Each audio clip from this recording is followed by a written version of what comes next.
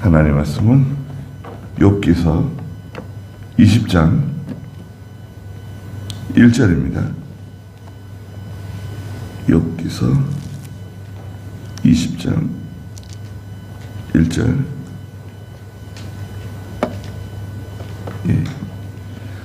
나아마 사람 소발이 대답하여 말했다.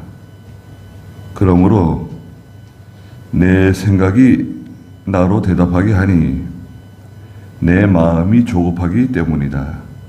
나를 부끄럽게 하는 책망을 내가 들었으므로 나의 슬기로운 마음이 나로 하여금 대답하게 하는구나. 네, 거기까지 보고요. 네, 5절에 보니까 악인들의 즐거움은 잠깐이며 경건치 못한 자의 기쁨은 순간일 뿐이다 말씀하셨는데요. 악인들의 즐거움은 잠깐이다. 예, 소발이 그 11장에 이어서 두 번째 말하는 내용이 마지막 절까지 기록되어 있습니다. 소발이 말한 것들 가만히 이렇게 들어보면 소발도 참 보통 분은 아니세요. 네. 기도 많이 하는 분 같고 또 믿음이 좋은 분 같아요. 근데 이제 욥에 대해서 이제 오해하고 있는 부분은 있죠. 소발이 대답해 말했는데요. 2절에 보니까 그러므로 내 생각이 나로 대답하게 하니 내 마음이 조급하기 때문이다. 욥의 말을 이제 18장 19장에 이어서 들었잖아요. 19장에 그 욥이 말한 내용을 들었는데요. 하고 싶은 말이 있는데 참았다는 거죠. 내 마음이 조급하다. 3절에 나를 부끄럽게 하는 책망. 욥의 말을 들을 때 책망하는 말로 들린단 말이죠. 욥이 하는 말이 우리를 책망하는 말로 들린다. 나를 책망하는 말로 들린다. 나의 슬기로운 마음이 나로 하여금 대답하게 하는구나. 자기 속에 슬기로운 마음이 있는데 욥에게 대답하고자 하는 마음이 있다는 거예요. 변명하고자 하는 마음이 있다. 우리 좀 슬기로운 면, 지혜로운 면이 있더라도 그걸 잘 숨기고 또 겸손하게 항상 우리가 태도를 가져야 됩니다. 태도가 중요하잖아요. 겸손한 태도를 하고 슬기로운 면이 있어도 지혜로운 면이 있어도 겸손하게 태도를 갖추고 또 상대방을 무시하지 않고 상대방을 무시하면서 말하면 좋아하지 않잖아요. 그 무시하면서 말하는 거 좋아하지 않습니다. 또 저 사람이 나를 무시하지 않는지 사람들은 압니다. 자문해 보면 사람의 마음이 서로 비추는 거울 같다 그랬어요. 그 마음이 서로 비추는 거예요. 또 눈은 그 사람 마음의 거울이라고 하는 말도 있잖아요. 눈빛만 봐도 이 사람이 나를 존경하는구나, 무시하는구나, 깔보는구나. 그 사람들이 알잖아요. 아이들도 그죠? 아이들도 이 사람이 나를 좋아하는구나, 귀여워하는구나, 사랑하는구나 알잖아요. 네. 항상 겸손해야 됩니다. 특히 우리가 하나님 앞에도 겸손하고 또 사람들 앞에서도 겸손하고. 그 다음에 이제 4절부터 소발이 악인의 길, 악인이 어떻게 되는가에 대해서 쭉 이렇게 말했어요. 그래서 이게 29절 마지막 절까지 갑니다. 그래서 29절에 보면 이것이 하나님으로부터 오는 악인의 몫이다 그랬죠. 하나님께서 그에게 정하신 유업이다. 쭉 이렇게 4절부터 쭉 이렇게 말하는 거예요. 악인에게 찾아오는 일이 무엇인가? 악인이라고 하면 세상 사람들이 말하는 저 사람은 악인이다. 저건 악마다. 그런 말도 하죠. 악인은 다른 사람에게 다른 사람을 해롭게 하는, 다른 사람을 아프게 하는, 남의 물건을 도둑질하거나 강도질하거나, 그뿐만 아니라 괴롭히는 거 있죠. 사람을 괴롭히는 거. 물리적으로 괴롭히든 법적으로 괴롭히든 정신적으로 괴롭히든 괴롭히는 게 사람들이 사람을 괴롭히잖아요. 악인이 있는데 성경에서 악인은 하나님의 뜻에 맞지 않는, 하나님의 법을 순종하지 않는, 특별히 예수 믿지 않으면 다 악인입니다. 예수 믿지 않는 게 제일 큰 악이죠. 4절에 너는 이것을 아느냐? 예적부터 사람이 땅 위에 생겨난 이래로, 창조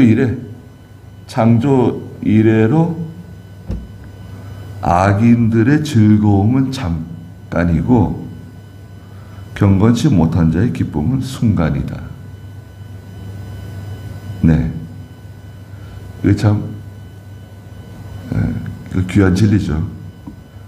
악인들의 즐거움은 잠깐 즐겁다는 거예요. 또 경건치 못한 자의 기쁨은 순간이다. 찰나다. 눈 깜짝할 사이 지나간다는 거죠. 이게 하나님이 뺏어가시는 거예요.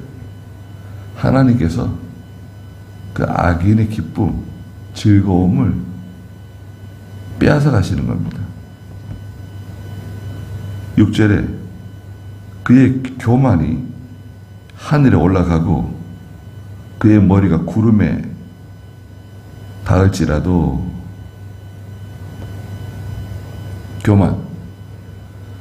교만이 하늘에 올라갔다? 참 교만한 사람인 것 같아요. 또 머리가 구름에 닿을지라도 배설물처럼 영원히 사라질 것이다. 사라진다는 거예요.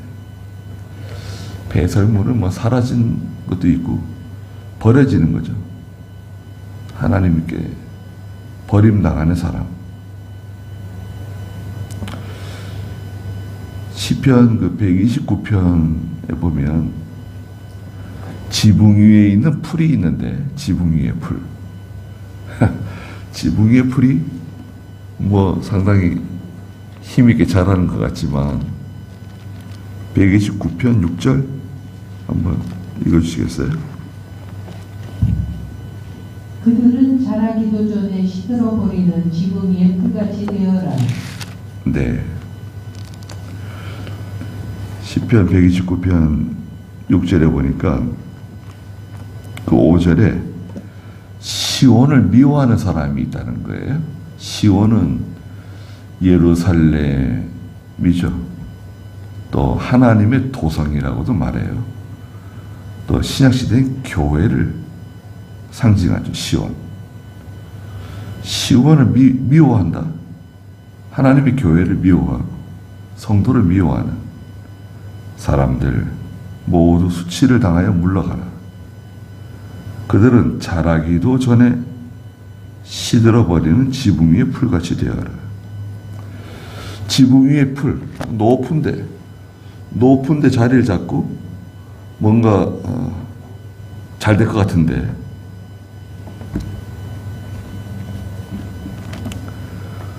지붕 위의 풀. 그 팔레스타인 사람들은 우리가 잘 알다시피 이 지붕이 평평해요. 우리가 말하는 슬라브예요, 슬라브. 평평해가지고 이제 굵은 나무를 대고 그 위에 이제 자잘한 나무들을 얹고 진흙을 얹어가지고 지붕을 만든.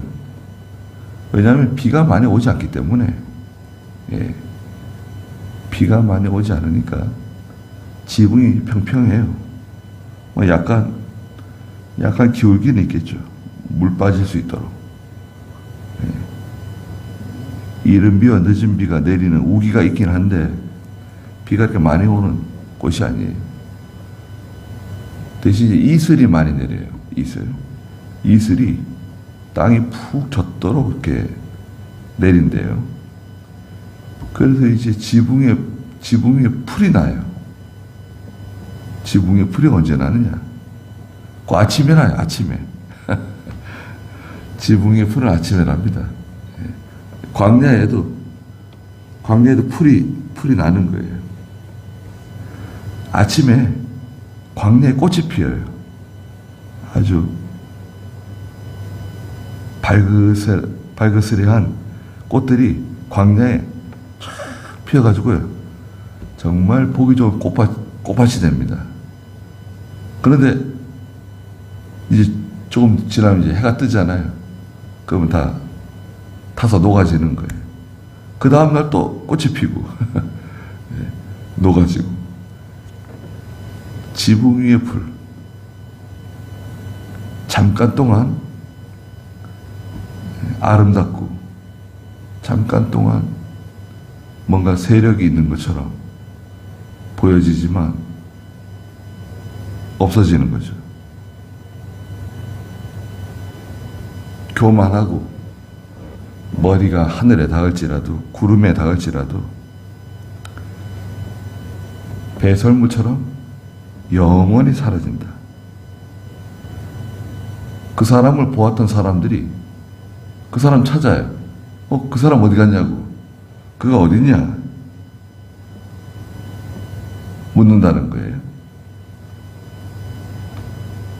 그 사람 어디 갔냐?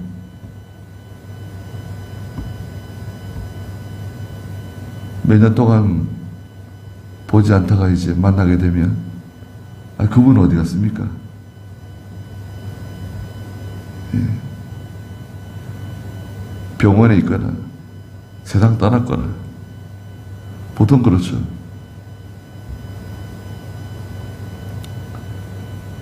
사람이 잠깐입니다. 전엔 그렇게 뭐 힘있고 그렇게 열심히 봉사도 하고 또 그렇게 모든 일이 잘 감당했었는데, 네. 악인은 뭐 오죽하겠습니까? 네. 8절에 그가 꿈같이 지나간다. 악인은 꿈같이 지나간대요. 꿈은 뭔가요? 이 비현실적인, 어떤 이 관념적인, 추상적인 꿈과 같은 그것은 뭔가 바람과 같은 붙잡을 수 없는 지나가는 겁니다. 순식간에 지나가요. 그를 찾을 수 없을 것이요. 그는 밤에 환상처럼 쫓겨날 것이니. 꿈, 환상, 이건 다 추상적인, 관념적인 거잖아요. 네. 뭐, 형이상학적이라고도 하죠. 이렇게 아무런 유익이 되지 못하는, 꿈이나 환상은 아무 유익이 되지 못해요. 그냥 관념적인 거죠. 다 지나간다는 거예요. 네. 또 영적으로 볼 때 아무 유익이 없어요. 영적으로 볼 때 무슨 유익이 있는가? 그런 생각을 하게 되죠. 어떤 필요는 있는데, 필요해서 하는 일도 있고, 또 우리가 내가 좋아해서 하는 일도 있어요. 네. 영적으로는 무슨 유익이 있는가? 또 하나님께서는 어떻게 판단하실까? 하나님께서 어떻게 생각하실까? 글쎄요. 하나님의 생각? 네. 하나님은 어떻게 판단하실까? 그런 생각을 자꾸 하게 되는 거죠. 네. 어느 정도 우리가 할 수는 있는데, 거기에 마음을 빼앗기게 되면 결국 하나님이 싫어하시는 거죠. 성도가 하는 일도 마찬가지고. 꿈같이 다 지나가고 밤에 환상처럼 다 쫓겨난다. 악의는 하나님께서 인정하지 않는다는 거죠. 9절에 그를 보았던 눈도 그를 다시 보지 못하며. 그가 어디 있느냐 그랬잖아요. 그분 어디 있습니까? 그 사람 어디 갔어요? 그를 보았던 눈도 그를 다시 보지 못한다. 그의 거처도 그를 다시는 보지 못할 것이다.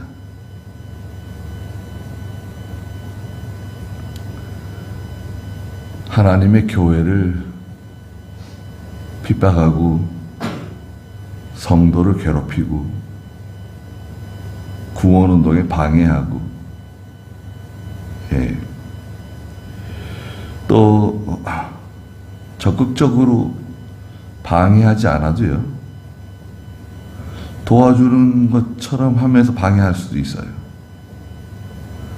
하나님의 일을 하는 것처럼 하는데 실상은 방해해. 그럴 수도 있습니다. 뭔가 열심히 해요. 근데 방해. 예. 우리 이런 사업을 해봅시다. 저런 사업을 해봅시다. 예. 그런데 실제로는 하나님의 일을 방해하는 거예요. 하나님의 일도요, 이렇게 마음을 모아야 되고 힘을 모아야 돼요. 그런데 자꾸 다른 일을 벌리는 거예요. 이런 사업도 벌리고 저런 사업도 벌리고, 예. 또 우리가 사용할 수 있는 그 비용은 제한적인데 그것을 자꾸 엉뚱한 대로 세게 만드는 거죠. 그러면 정작 해야 할 일을 못하게 되는 경우가 있습니다. 누가 말을 해야 돼요. 그거 하면 안 된다. 난 반대다. 그런 말을 잘 못하죠. 예.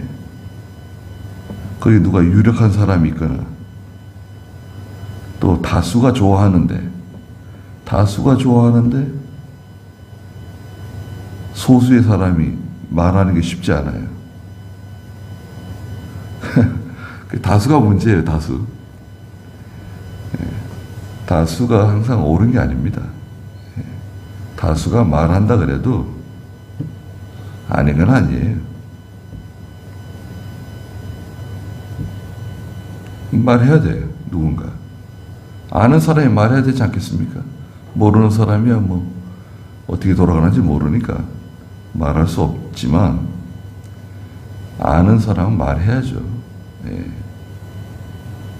왜? 하나님께서 그 내용을 알게 하셨는데, 하나님이 내게 그런 내용을 알게 하셨는데 내가 말하지 않게 되면 하나님의 일이 결국 실패하게 되잖아요. 손해보게 되잖아요. 네. 말할 때는 말해야 됩니다.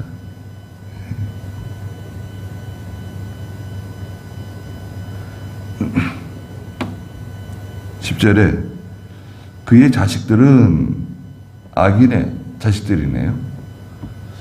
자, 여기 자식이 나왔습니다. 자녀들이기도 하고요. 이 자식은 또 그 사람이 하는 그 사업, 뭐 농사, 그 사람이 손으로 하는 일 있죠. 이게 다 자식이라고 할 수 있어요. 그 사람이 경영하는 모든 일들, 가정일 수도 있고 직장일 수도 있고 사업일 수도 있고 또 실제 자녀도 기업이잖아요. 그의 자식들은 가난한 사람들에게 은혜를 구하게 될 거다. 가난한 사람에게 은혜를 구한다니까 비참해지는 거죠. 더 비참해지는 거예요. 그는 자기가 착취한 재산을 제 손으로 돌려줄 것이다. 다른 사람의 것을 빼앗아서 정상적으로 법적으로 빼앗을 수도 있고요. 법적으로 빼앗을 수 있습니다. 불법적으로 빼앗는 것도 문제가 되겠지만 합법적으로 빼앗을 수도 있어요. 네. 다른 사람의 걸 빼앗는 거. 그러니까 하나님 기뻐하지 않으세요.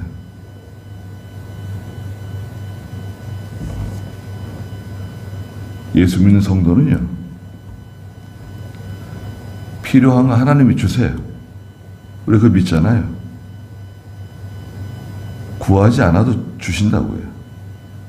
필요한 거. 또 구하면 주시는 게 있어요.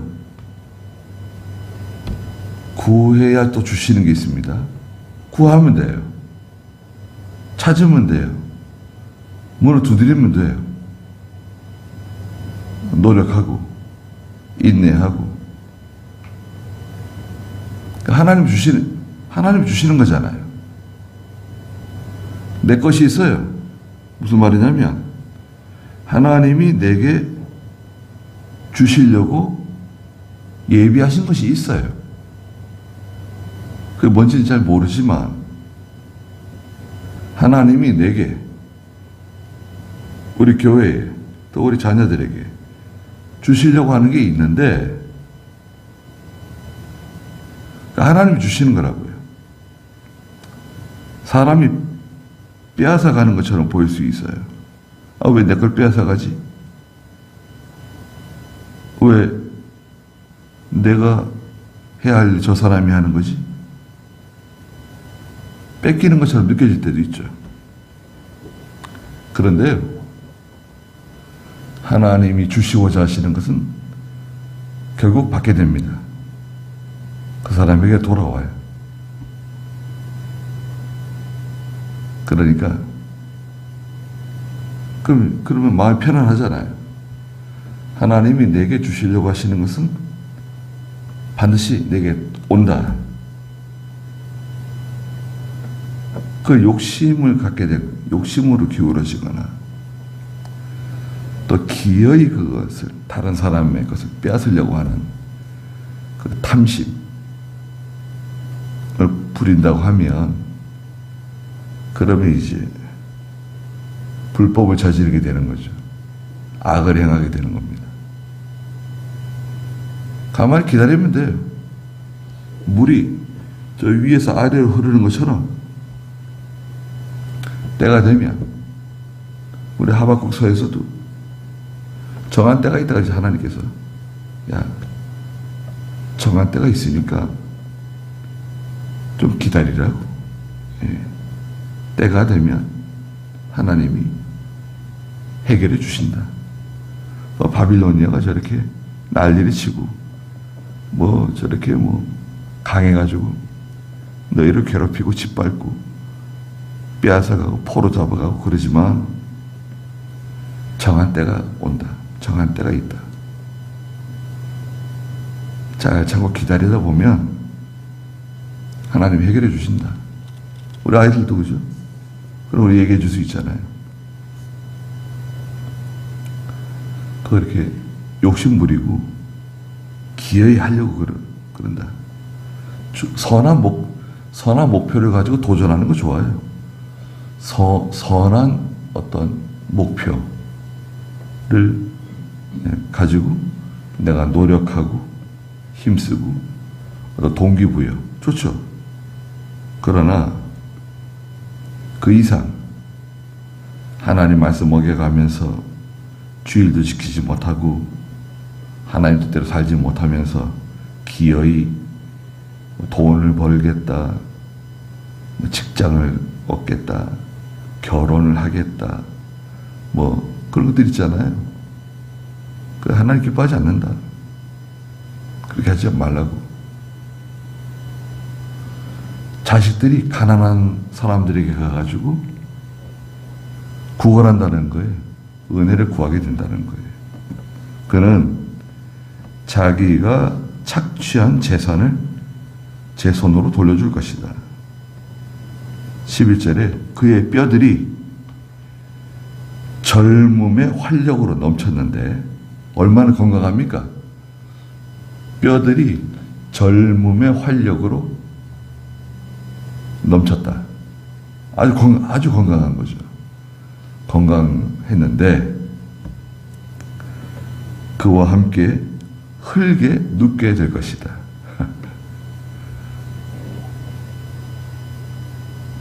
흙으로 돌아간다는 거예요. 젊음도 잠깐이고 건강도 잠깐인 것 같아요. 예. 얼마나 건강합니까? 다들 건강하고 지금 80이 되셔도 건강하시고 산에도 올라가고 또 바다에 뱃일도 나이가 많으셔도 뱃일 하고 그러시더라고요. 건강한 거죠. 그래도 결국 다 이제 흙으로 돌아갑니다. 예. 우리 건강할 때 예수 잘 믿고 하나님 잘 섬기고 이게 얼마나 감사한 일인지 모릅니다. 예.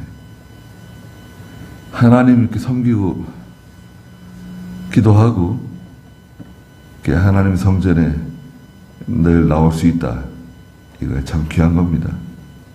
예. 거기까지 하시죠.